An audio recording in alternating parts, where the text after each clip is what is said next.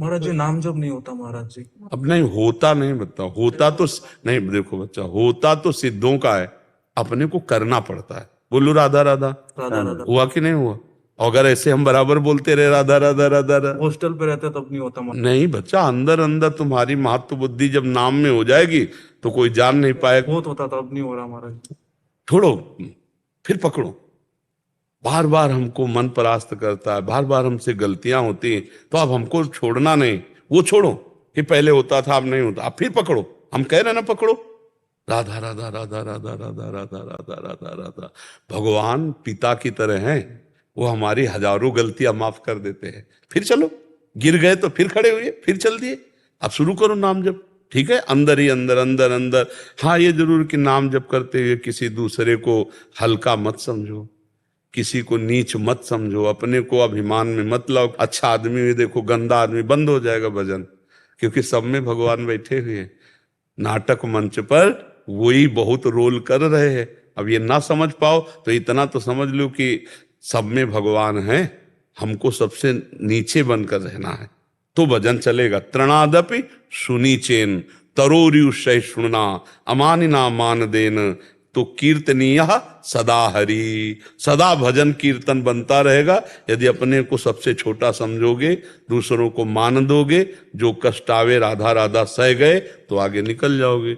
और अपने लोग थोड़ा अहंकारी जीव है ना, तो जहाँ थोड़ा बड़ा भजन साधन अच्छे चले तो लगता है ये गंदा ये गंदा, हमारी जो अच्छाई थी ना वो भी चली जाती है। इसलिए हमको सबसे नीचे, मतलब नीचे को मतलब छोटा बन के, सब में भगवान है।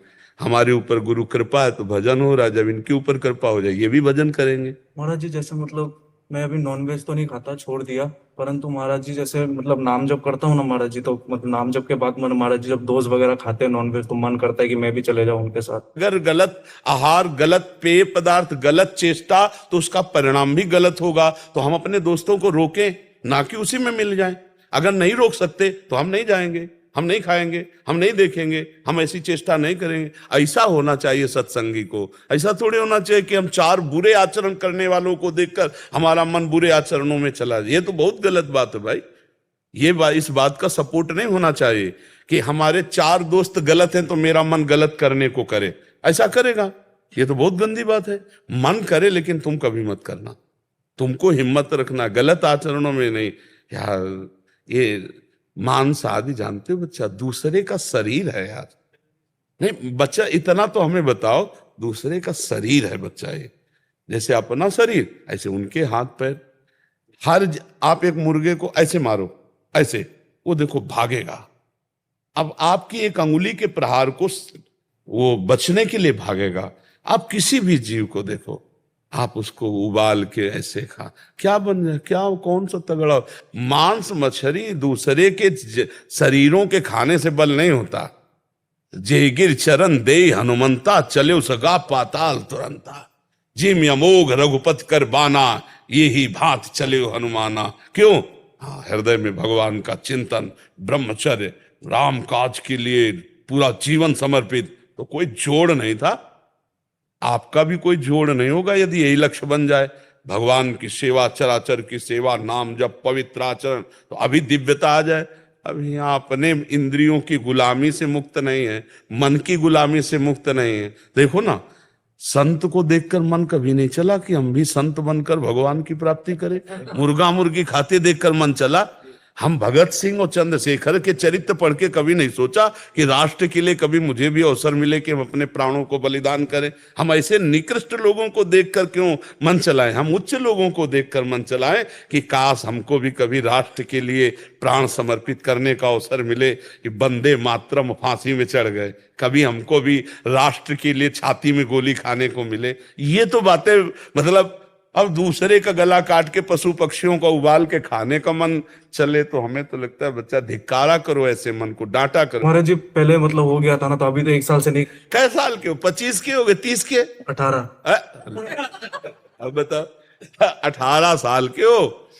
13-14 में तो थोड़ा ज्ञान विकसित होता है। अब 4-5 साल तो ज्ञान विकसित हुए और कह लो पहले ये सब करते थे। अरे नहीं बच्चा, सुधार करो, ठीक है? अच्छे बच्चे हो। अब ऐसी गंदी बातें मन में अगर गंदे संग से आवे तो उनका त्याग करो, अच्छे बच्चे बनो। कोई भी एक नाम नहीं ले सकते, जैसे कभी राधा राधा, कभी शिव शिव, कभी कृष्ण कृष्ण, तो ये चल सकता है ना? ले भैया, मना तो एक नाम नहीं जप पा रहे, कभी राधा कभी भूल करो करो, धीरे धीरे मन पवित्र होगा तब एक में आ जाएगा। एक में आना तो कभी भूल भी जाते, फिर याद आता है राधा। कोई बात नहीं, जपो। पहले संसार से हटने के लिए जो नाम प्रिय हो आपको, अधिक से अधिक जितने नाम प्रिय हो। हम तो कह रहे हैं विष्णु सहस्त्र नाम याद कर लो, गोपाल सहस्त्र नाम याद कर लो, बार बार उनको दोहराओ। किसी भी तरह हमारा मन भगवान से जुड़ने लगे तो हमारा मंगल हो जाएगा। आप ये छोड़ो कि मुझे एक, वो पहुंच जाओगे आप एक में। अभी जो राम कृष्ण हरि शिव जो नाम आपको प्रिय लगे वो जपो और सबकी आराधना करो। धीरे धीरे जब मन पवित्र होता है तब एकाकार होता है। अब हम प्रारंभ से तो नहीं बनेगा, वो एकाकार स्थिति बाद में आई। जब हम भी शुरुआत में थे ना, स्कूल में पढ़ते थे, तो काफी चालीसा लेकर के देवी जी के मंदिर में जाते थे। गांव में शंकर जी और देवी जी के मंदिर होते हैं, तो सुबह नहा लेते थे, हनुमान चालीसा, दुर्गा चालीसा, शिव चालीसा, कई चालीसा लेके जाते और आधा घंटे एक घंटे जो बनता हो चालीसा का पाठ करके प्रणाम करके स्कूल जाते। उसी का फल हुआ कि देखो भगवान के मार्ग में पूरा जी। तो शुरुआत सबकी ऐसे होती है, शिव, अम्बा जी, गणेश जी और ऐसे विविध भगवत स्तोत्रों का गायन, तो उसी से आगे बढ़ते। तो आप शुरुआत में हो, चलो बढ़िया, उसमें परेशान नहीं है। विपुला शर्मा जी, झुंझुनू राजस्थान से। नारायण। राधा वल्लभ श्री हरिवंश, नारायण प्रभु। महाराज जी, आपके चरणों में कोटि कोटि नमन। महाराज जी, सर्वप्रथम आपकी असीम अनुकंपा व प्रेम जिसने भारतवर्ष में नवीन भक्ति का संचार किया के लिए आपको कोटि कोटि धन्यवाद। महाराज जी, मेरा प्रश्न है कि जिस प्रकार श्री कृष्ण जी ने गीता जी में अनेकों साधनों द्वारा भगवत प्राप्ति के मार्ग बताए हैं, अष्टावक्र गीता जी में एक श्लोक आता है, धर्मो अधर्मो सुखम दुखम मानसानी न ते विभो, ना करता असी ना भोक्ता असी मुक्तम एवासी सर्वदा, कहकर साधन रहित हो जाने का उपदेश दिया है। महाराज जी, प्रभु साधन रहित कैसे हुआ जाता है, इसके लिए। किसका प्रश्न? साधन किससे होते हैं? देह से, स्थूल देह से, सूक्ष्म देह से और कारण देह से। कारण देह स्वभाव, स्वभाव तीनों गुणों से बनता है। ना मैं स्थूल देह हूं, ना मैं सूक्ष्म देह हूं, अष्टावक्र गीता, ना मैं कारण देह हूं, तो इनकी क्रियाएं मेरी कैसे हुई? तो सुख दुख, साधन असाधन, उत्तम अधमता, लाभ हानि, ये सब प्रकृति के हुए, मेरे तो हुए नहीं। ये जो जान गया वो जीवन मुक्त पुरुष हो गया। यही जानने के लिए सब साधन है। हमारी बात समझ? यही जानने, केवल मान लो ऐसे अभी कि मैं स्थूल देह नहीं हूं, तो भूख लगेगी किसको? प्राणों का धर्म है, लेकिन आपको, क्योंकि आप तदात्म हैं। शौच लघु शंका लगेगी किसको? आपको, क्योंकि आप तदात्म हैं। आप पीड़ा से युक्त हो जाएंगे, प्यास से आप युक्त हो जाएंगे। 4 दिन आपको सोने को न दिया जाए शरीर को, आप विक्षिप्त हो जाएंगे, क्योंकि आप तदात्म हैं। कहने से नहीं होगा मैं शरीर नहीं हूं। इसके लिए साधन है। साधन से असाधनों का त्याग। साधन करते करते अंतःकरण जैसे निर्मल हुआ, तो जैसे निर्मल जल में, शांत जल में नीचे क्या है हमें दिखाई देता है, ऐसे ही पवित्र अंतःकरण में हमारे स्वरूप का साक्षात्कार हो जाता है। अंतःकरण जहां समता को प्राप्त हुआ तो हमारी ममता हट गई अंतःकरण से। अंतःकरण में ममत्व ही, अहम ही, ये मलिनता है। और ये जहां हटी तो शुद्ध बुद्ध स्वरूप हमारा था, है, रहेगा। उसके लिए किसी साधन की जरूरत थोड़ी है। तो जो वहां कह रहे हैं वो सिद्ध स्थिति कह रहे हैं। बिना साधन की स्थिति होगी क्या? क्योंकि आपकी स्थिति शरीर में है। जब तक शरीर से पवित्र साधन नहीं करोगे, हृदय से पवित्र साधन नहीं करोगे, स्वभाव ब्रह्म में नहीं बनेगा, तब तक ब्रह्मानुभूति कैसे होगी? हृदय में भगवान है। जैसे बिल्कुल देहाती भाषा में बताते हैं, दूध में घी है जी, है ना, पर उसके लिए प्रक्रिया है। नहीं तो आप दूध में पूड़ी नहीं पका सकते जी, ऐसे जैसे घी में पकाते हैं, ऐसे आप डालोगे, ऐसे नहीं पकेगी। और उसी में घी है, पर प्रक्रिया है उसकी। दूध को दधी रूप, दधी मंथन, मक्खन, मक्खन के बाद घी। समझ पा रहे हैं आप? मेहंदी में लालिमा है, लेकिन आप प्रत्येक पत्ते को फाड़ के देखो, अगर कहीं लाली दिखाई दे, उसकी एक प्रक्रिया है। उसको बांटो, हाथ में कुछ मिनट रखो, इसके बाद धो दो, तो आपके हाथ में लाली आ जाएगी। उसमें लाली थी तभी तो आई, पर खोजो, ना आपको पेड़ में दिखाई देगी लाली, ना आपको पत्ते में लाली दिखाई देगी। ऐसे ही ब्रह्म व्याप्त तत्व है, उसकी प्रक्रिया है। गुरुजनों की शरण में जाकर साधन चतुष्टय के द्वारा साधना करना, वेदांत दर्शन श्रवण मनन और शरीर राग का नाश, तो अपने स्वरूप में हो गया। अब अष्टावक्र जी सिद्ध महापुरुष उस श्लोक की बात कर रहे हैं, वो सिद्धावस्था की बात कर रहे हैं। सिद्धावस्था में कौन से साधन है? जो अपने स्वरूप को प्राप्त हो गया, अब साधन की जरूरत। साधन तो रास्ता तय करने के लिए है, जो घर आ गया उसके लिए क्यों, कौन से साधन की जरूरत है? भाई साधन की जरूरत, बोले हमें कोई ना कोई तो साधन चाहिए, हमें अमुक जगह जाना है, और जब अमुक जगह पहुंच गया तो साधन की जरूरत क्या है? वो पहुंची हुई बात कह रहे अष्टावक्र जी, और आप पहुंचे हुए तो हो नहीं, तो आपको जाना है तो राधा राधा राधा राधा नाम रटो, भगवान की लीला कथा सुनो, महापुरुषों के वचन सुनो, तो उससे शरीर राग नष्ट हो जाएगा। जैसे अभी कल की चर्चा में था, प्रचेता गणों ने 10,000 वर्ष तक जब रुद्र भगवान के उपदिष्ट स्तोत्र का गायन किया, तो उनका अंतःकरण पवित्र हुआ, वो आत्मबोध को प्राप्त हुए। भगवान श्री हरि का दर्शन भी हुआ और आत्मबोध को भी प्राप्त हुए। तो हमें ये चाहिए कि हमें साधन करना है। जो लोग संतों का संग नहीं करते, गुरुजनों के कृपा पात्र नहीं होते, वो इन्हीं सब बाहरी बात, तो अंदर तो समझ नहीं पाए श्लोक का भाव। बाहरी बातें जो हमें करना चाहिए वो छोड़ दिए, और जो नहीं करना चाहिए वो कर रहे हैं, और बातें ज्ञान की कर रहे हैं, अनुभूति कुछ नहीं, वो एकदम पाखंड हो जाता है। एक बात ये समझना है कि बिना क्रिया के 1 मिनट भी कोई शरीर नहीं रह सकता। आप ऐसे हाथ पैर बांध दो और बैठाल दो ऐसे, बोले अब क्रिया हो रही अंदर देखो। शरीर अगर क्रिया नहीं कर रहा तो अंदर क्रिया हो रही है। 3 शरीर है, अब सूक्ष्म शरीर से क्रिया हो रही, यार कब मुझे छोड़े, कब मैं, ये क्रिया तो हो रही है। और सुषुप्ति में भी क्रिया होती, सोने में भी।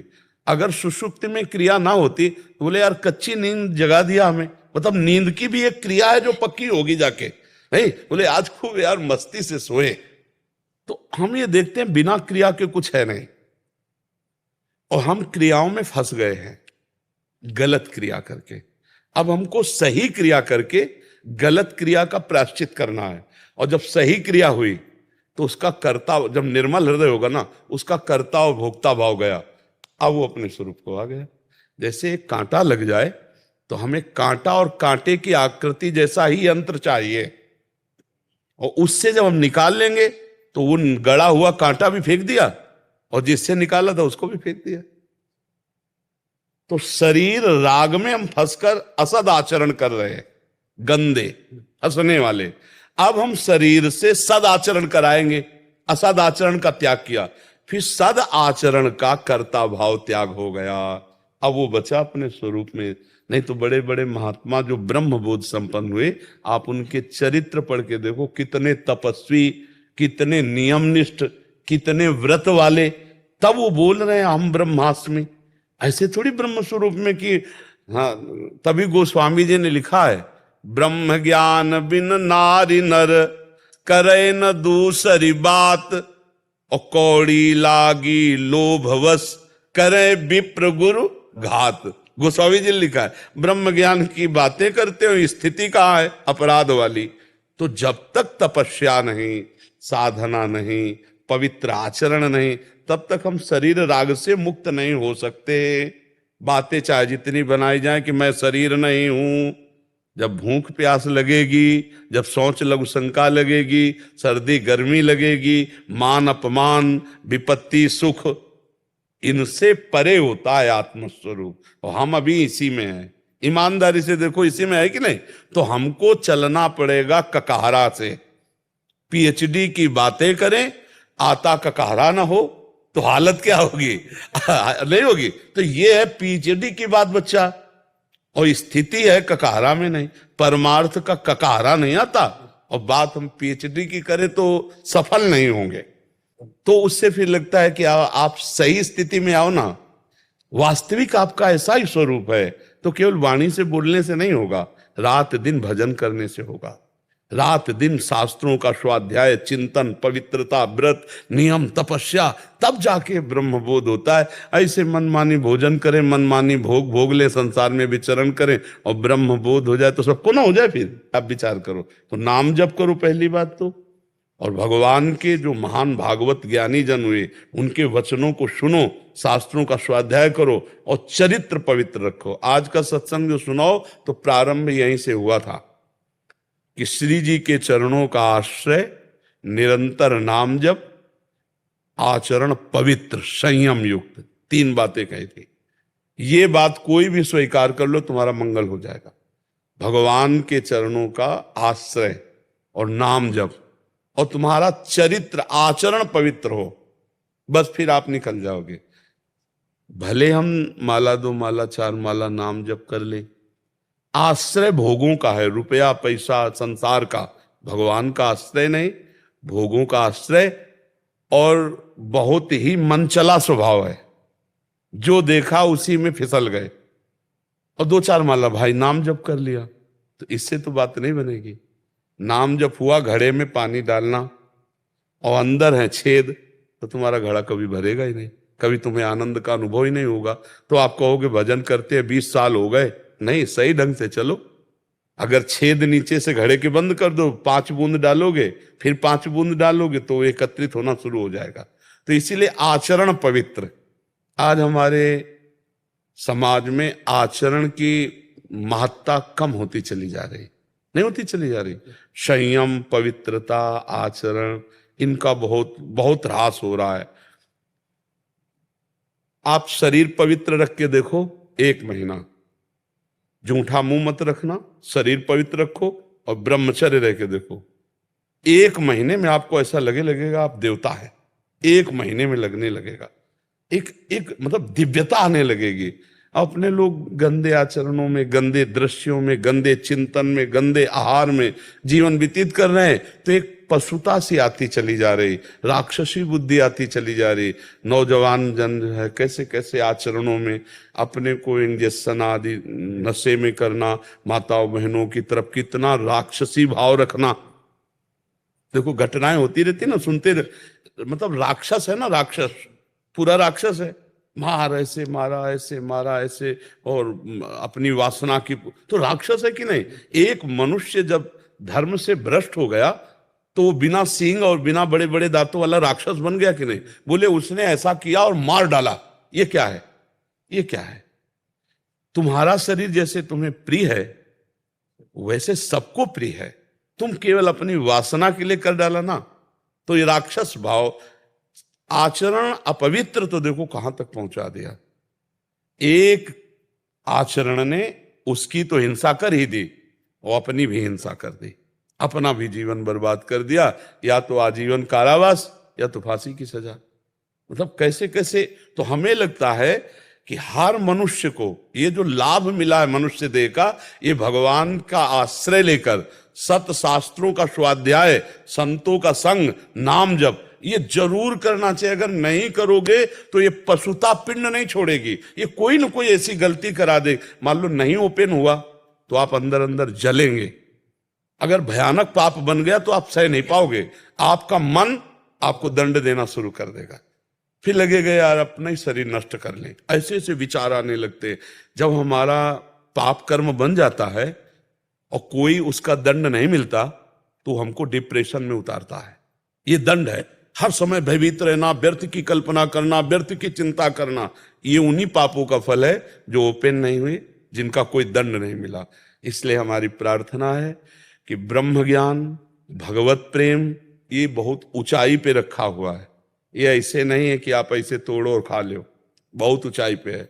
उसके लिए आपको चरित्र पवित्र रखना पड़ेगा, नाम जप करना होगा, दूसरों का उपकार करना हो। ये देह मिली है, दूसरों का माता पिता परिवार ये तो अपने है ही है। गली चलते अगर किसी पशु पक्षी की भी सेवा करनी पड़े तो हम उसके लिए भी राजी रहे, तब जाकर हमारा हृदय पवित्र होगा। फिर हमको भगवान गुरुदेव की कृपा से ये जो तत्वबोध है, ये तत्वबोध है। अकर्ता स्थिति, अभोक्ता स्थिति, ये तत्वबोध है। ये तब होता है जाकर के। अब ऐसे पढ़ लिख करके थोड़ी होता है, पढ़ लिख के नहीं होता। वो होता है, देखो इसीलिए उपनिषद में लिखा है, नायमात्मा प्रवचनेन लभ्या न मेधया न बहुना श्रुतेन। बहुत प्रवचन करने वाले को तत्वबोध नहीं होता, बहुत प्रवचन सुनने वाले को तत्वबोध नहीं होता, बहुत बुद्धिमान को तत्वबोध नहीं होता। बोले होता किसको है? बोले आत्मा जिसे वर्ण कर लेती है। आत्मस्वरूप गुरुदेव भगवान, मोक्ष मूलम गुरु कृपा। गुरुदेव भगवान उनकी आज्ञा में अपने जीवन को अर्पित कर दिया और उनकी कृपा से सब ज्ञान विज्ञान आ जाता। समझ रहे बच्चा? हेमलता तिवारी जी। राधे राधे महाराज जी।